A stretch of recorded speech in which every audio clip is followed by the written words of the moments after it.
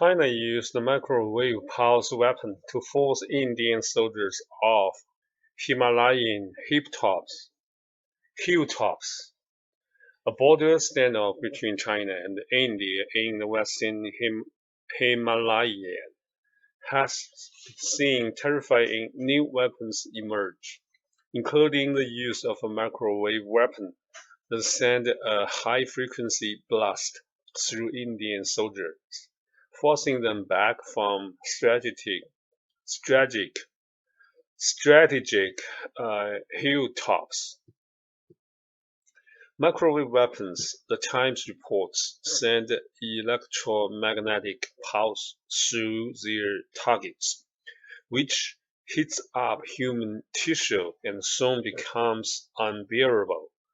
The nuclear-armed Asian neighbors have in recent months deployed tens of thousands of troops on the rugged frontier between India's Ladakh region and the Chinese-held Tibetan Plateau.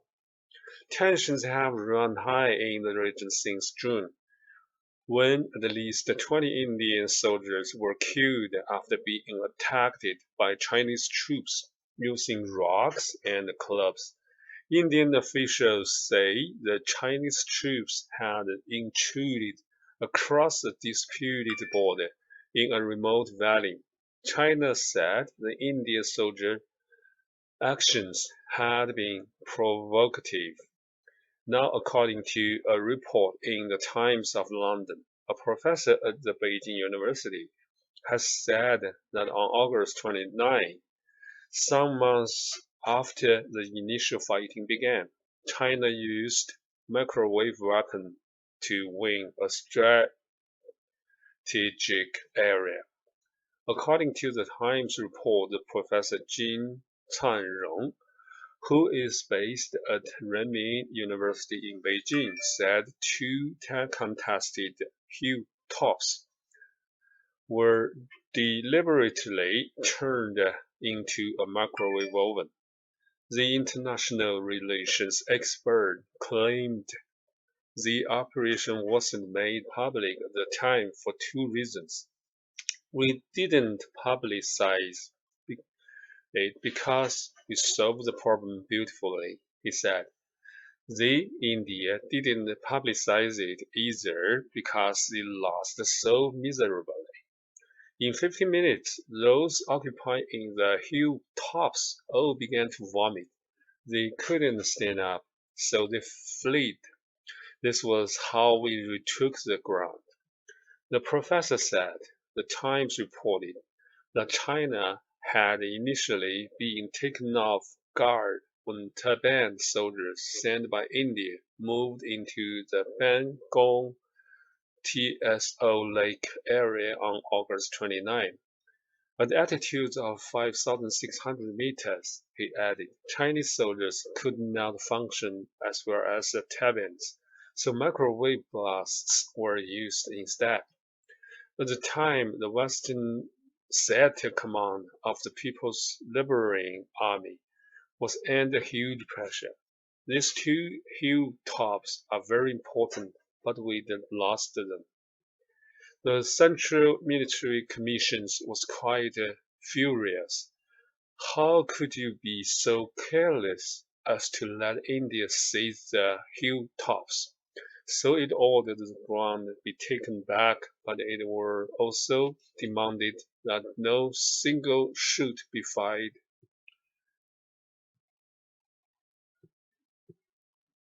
Seeking to end the dangerous military standoff, India and China are now formulating a plan that involves creating no-patrol zones, pulling back tanks and artillery, and using drones to verify the withdrawal of forces, Indian officials say.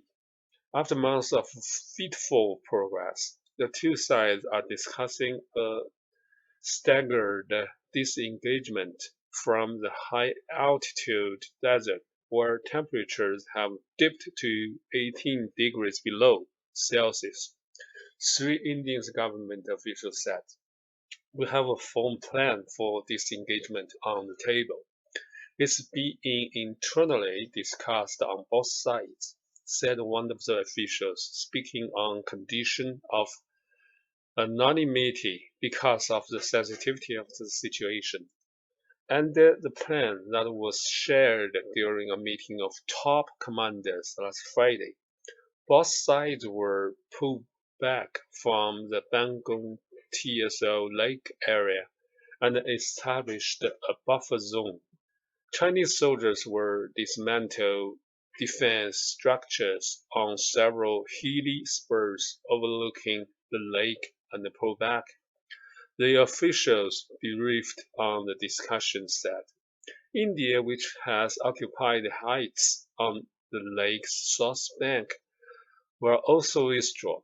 Both sides were ceased patrolling certain sections. The 3,800 kilometer long India-China border is undemarcated, and the two countries went to war in 1962, where there have been recurrent incidents down the years. Troops from both sides have largely abided by a long-standing protocol to avoid firing weapons on the high-altitude border.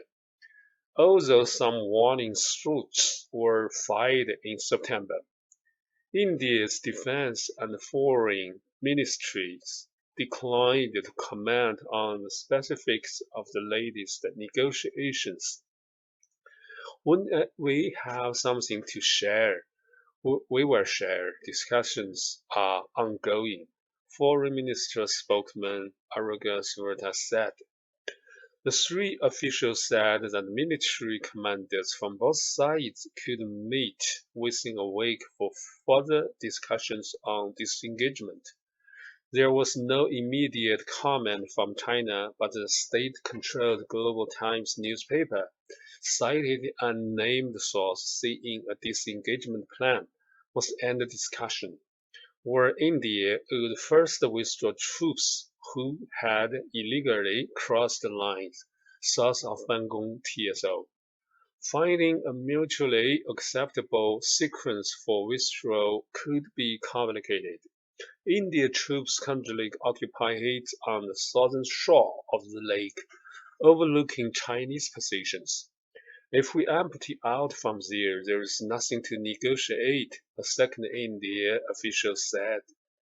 Under the plan outlined by Indian officials, tanks and artillery that two sides had deployed following the clash in June would be moved back from the front line. They were also discussing a way to verify the troop withdrawal, including the use of drones over the disputed areas at specific times each day, one of the Indian officials said.